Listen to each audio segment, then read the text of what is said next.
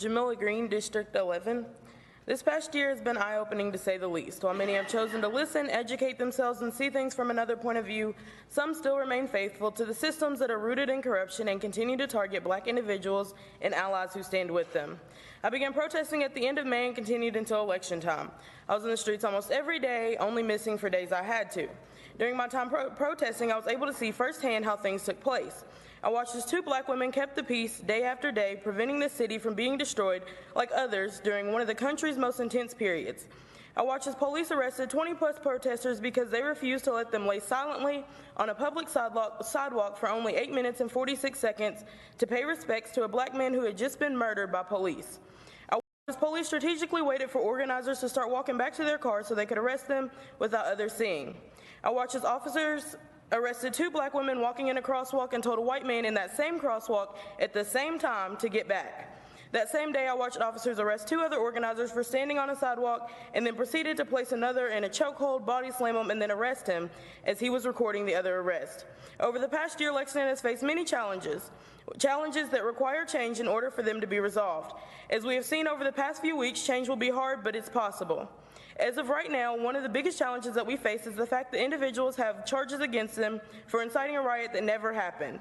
In fact, the mayor has acknowledged the protests that took place over the summer and emphasized that they were peaceful. These charges need to be dropped immediately. Over the next few months, these individuals will be going to trial, and while many in the community have spoken out in their favor, one group is persistent in making them out to be the bad guys. The FOP has chosen to use their Facebook platform to put targets on the backs of organizers. A video was posted on their page sharing screenshots and videos from organizers' individual Facebook pages.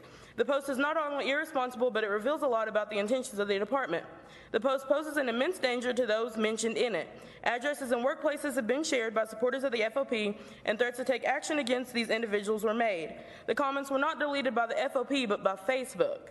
The one group that's supposed to protect everyone is putting people in danger because they simply don't like them. This is not okay.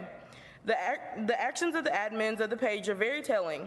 For one, it shows an obvious bias that they have against these protesters, only providing an explanation for their targeting efforts during these protests. In addition to that, we can see that safety just might not be the department's priority, considering that they have allowed the FOP to put each of these individuals and their families in danger, all to make an invalid point. It's time we stand up to these corrupt systems and stop letting them get away with everything. To bring charges against individuals who are simply fighting to make Lexington a better place is absolutely ridiculous. Choosing to ruin someone's life to uphold white supremacy doesn't sound too good, does it? Let's choose to be better and be the change. Thank you for your time. Thank you. Bernard McCarthy.